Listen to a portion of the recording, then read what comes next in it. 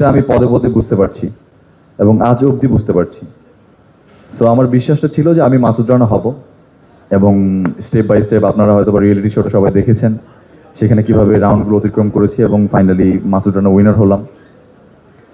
এরপরে জার্নিটা আরও ভয়ঙ্কর। বলে না, স্বাধীনতা অর্জনের থেকে রক্ষা করা কঠিন, ব্যাপারটা এরকমই অনেকটা। সো স্বাধীনতা তো অর্জন করলাম, উইনার তো হলাম, এখন কি হবে? টেনশনটা এখানে, সিনেমা হবে কিভাবে? কারণ সিনেমা শুরু করার মধ্যেই আমাদের শুরু হলো করোনার প্রকোপ। সবাই যে যার ঘরে, সবাই বলছে ইয়ানাপসি ইয়ানাপসি, মানে যে যার মতো করে বাঁচো। তো এখানে সিনেমার তো প্রশ্নই আসে না। আমিও আমার মতো করে বাসায় নিজেকে গুটিয়ে নিলাম, একটু ডিপ্রেশন, একটু খারাপ লাগা সব কিছুই থাকলো, একটা বুক ভরা আশা ছিল যে একদিন সিনেমার পর্দায় নিজেকে মাসুদ রানা হিসেবে আত্মপ্রকাশ করতে পারবো, এবং জাজ মাল্টিমিডিয়া চ্যানেলের মতো বড় ব্যানারে, ইমপ্রেস টেলিফিল্মের মতো বড় ব্যানারে আমার নাম আসবে, আমার ছবি আসবে। এটা অনেক বড় ইচ্ছা ছিল, বাট এটা হবে কি না সেটা অনিশ্চয়তার মধ্যে পড়ে গেল।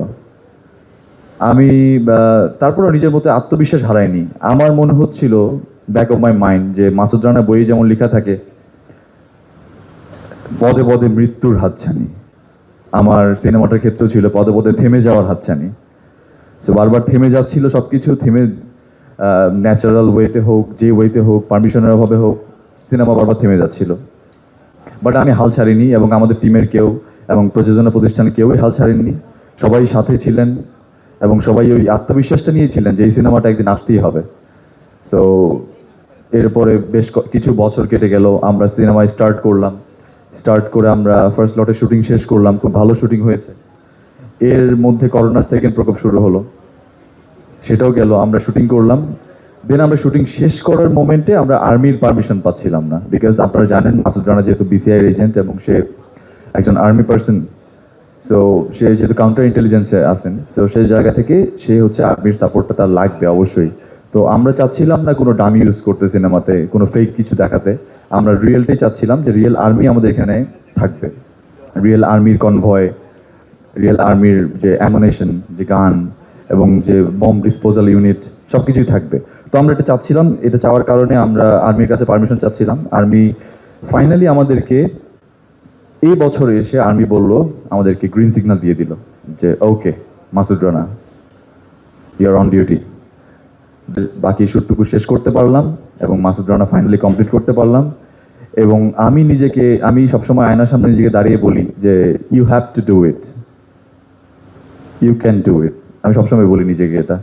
সো আমি আজও আয়নার সামনে দাঁড়িয়ে বলেছি যে এই এই স্টেজে, এই পোডিয়ামের সামনে দাঁড়াতে পারাটা অনেক দিনের স্বপ্ন ছিল, আজকে দাঁড়াতে পেরেছি। এই জন্য আসলে আমি আবেগে আপ্লুত, এবং কি বলবো আসলে ভাষা খুঁজে পাচ্ছি না। যতটুকু বলতে পারছি, মাথায় আসছে ততটুকুই বলছি। এবং আমার এটা ফার্স্ট সিনেমা হিসেবে আমি আই থিঙ্ক খুব একটা গুছিয়ে কথা বলতে পারছি না। এই পোস্টারের মাধ্যমে আমার ড্রিমটা দেখতে পাচ্ছি, এবং ইনশাল্লাহ সামনে ঈদে এই সিনেমাটা আসবে এবং আপনারা সবাই সিনেমাটা উপভোগ করবেন। এবং আমি কৃতজ্ঞতা শেষ করার জায়গা পাবো না আসলে, মানে আমার সবার প্রতি আমি অনেক বেশি কৃতজ্ঞ।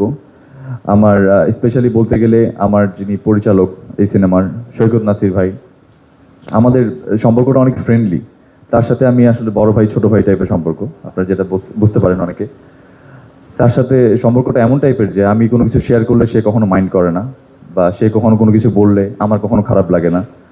আমরা শুটিংয়ে খুব খুনসুটিও করতাম, খুব সিরিয়াসও থাকতাম। সে কোনো শটের ক্ষেত্রে ডামি ইউজ করতো না। আমরা যদি একটা অ্যাকশন সিকোয়েন্স করতাম, সেটা ডামি দিয়ে করা যেত, বাট সে বলতো যে না, তুমি যেহেতু হিরো হবা, এটা তোমাকে ফিল করতে হবে, তোমার ডামি শট দিলে হবে না, তোমাকে রিয়েলি শট দিতে হবে। তো সেই শট দিতে গিয়ে আমার বেশ কয়েকটা ইনজুরিও হয়। আপনারা হয়তো বা বিগত বছরগুলোতে একটা নিউজ দেখেছেন যে একটা সিন করতে গিয়ে আমার পিছনে ইনজুরি হয়ে যায়, চুল পুড়ে যায়। তো সেটাও রিয়েল ছিল। এবং আরেকটা শট ছিল যেটা আমার গ্লাস ব্রেক শট আর কি, জানলার মাঝখান থেকে গ্লাস ব্রেক করে ভিতরে গিয়ে পড়বো। সো সেটা দিতে গিয়ে আমার ডামি শট দেওয়ার কথা ছিল, বাট আমি চাচ্ছিলাম যে আমার ফেস দেখা যাক, রিয়েল শট থাকুক। তো শটটা দিতে গিয়ে যে গানটা ছিল, অ্যাসল্ট রাইফেলের উপরে যে স্কোপটা ছিল, সেই স্কোপটা আমাকে বলেছিল ফাইট ডিরেক্টর যে একটু সাইডে রাখবা, তাহলে তুমি যদি নিচে পড়ো তোমার ফেসে লাগবে না।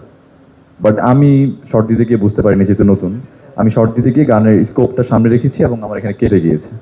তা আমি চিন্তা করিনি আসলে যে আমার কেটে গিয়েছে কিনা, ব্যথা পেয়েছি কিনা। আমি ডিরেক্টলি আমাদের ডিওপি যিনি ছিলেন, সাইফুর শাহিন ভাই, অনেক গুণী একজন ডিওপি, তার কাছে গিয়ে বললাম যে ভাইয়া আমাকে শর্টটা একটু রিভিউ দেখান, প্লেব্যাক দেন। উনি বললো আরে প্লেব্যাক পরে দাও, তোমার আগে কেটে গেছে এখানে, তুমি এটা আগে ড্রেসিং করো।